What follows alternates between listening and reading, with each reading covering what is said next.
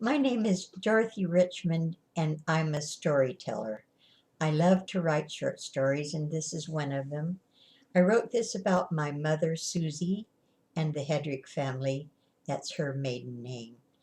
There were they were living in Missouri at that time, and here's a story called Pitchforks and Buggy Whips. I'm going to read it to you. It was just a little farmhouse, but the Hedrick family kept improving it, and it was comfortable for them.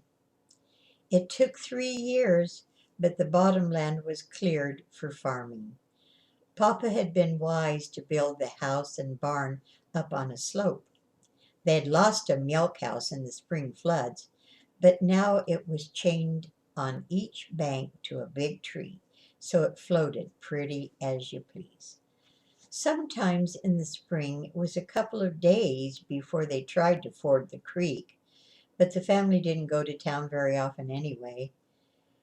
The well was within 15 feet of the kitchen door, and there was a nice place for Mama Fanny Pree to make the fire for wash days. The dinner bell was on the same post as the clothesline, so the girls could reach it, and Susie and her big sister Maggie loved to be the one allowed to ring it when dinner was ready at noon.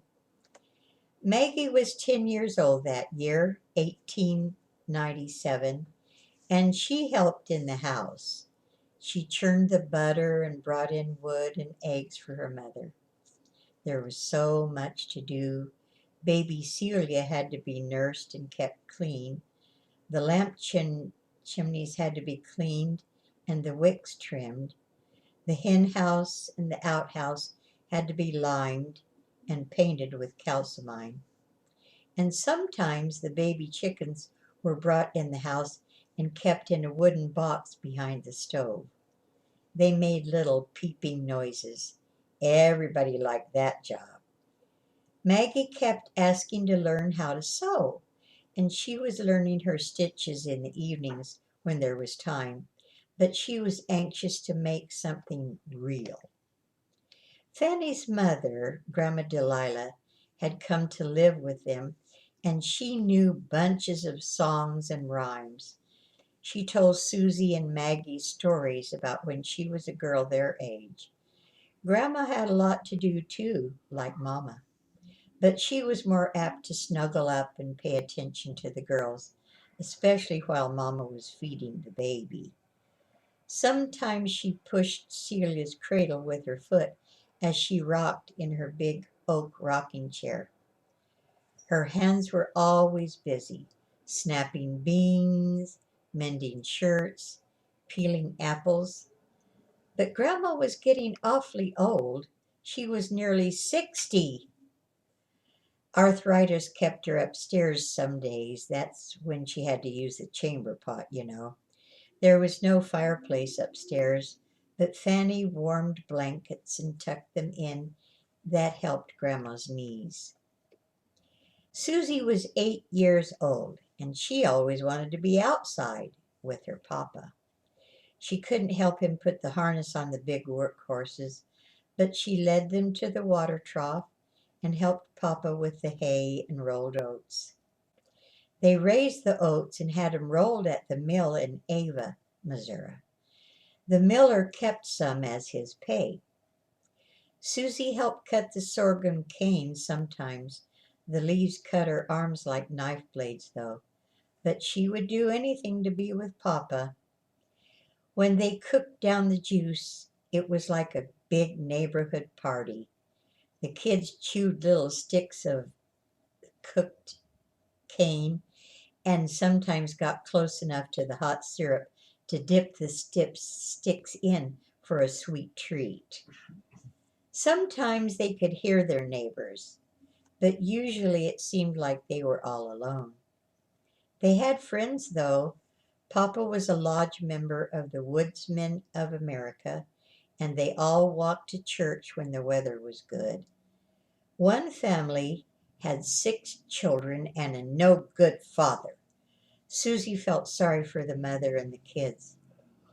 Papa had offered Hank a trade-off lots of times, but he just kept on stealing from everybody. He wouldn't even talk to Papa about helping with the wood or the plowing. That man stole from everyone: piglets, eggs, chickens, wood from the woodpile, and even socks from the clothesline. Papa was so riled up he told Hank, "Don't ever set foot on this place again." One of the days that Susie had to stay at the house, she kept watching out the little kitchen window because she was going to go out to the field with Papa after dinner. As soon as the biscuits were in the oven, Mama let her run out and ring the dinner bell. Sure enough, she saw the team nodding along as they came up from the field. She hurried in to help Maggie and Mama finish setting the table. They had biscuits 3 times a day. Dessert was often molasses sopped up on a biscuit or two. But Papa didn't come. The food was getting cold, so Susie was sent to the barn. She noticed the team standing patiently at the water trough. Their harness was hanging down in front of their noses, so they couldn't drink. As Susie stepped through the barn door, she saw that Hank and Papa were both all bloody. They had been hitting each other with pitchforks and buggy whips, shovels, boards, anything they could get a hold of. By then, neither of them could walk, and Hank died that night. Papa explained later that when he came into the barn, Hank was scooping rolled oats into his hat. They started fighting right then, and Papa said he was ashamed of how angry he was. Everyone figured that the rolled oats were probably for the children, so they felt bad. Papa had to stand trial, and the men from his lodge helped him pay for a lawyer. The judge decided it was self-defense because Hank was in the Hedrick barn, so Papa didn't have to go to jail. The whole community pitched in and helped Hank's wife and family. There was no welfare then. They even got to walk to church with Maggie and Susie sometimes. The Susie in this story was my mother, and sometimes I wonder if the experience she had as an 8-year-old could be the reason she never allowed herself to lose her temper. Our whole family has been taught to control our anger. It's a legacy I'm grateful for. So that's my story about pitchforks and buggy whips. Glad you listened. Thank you.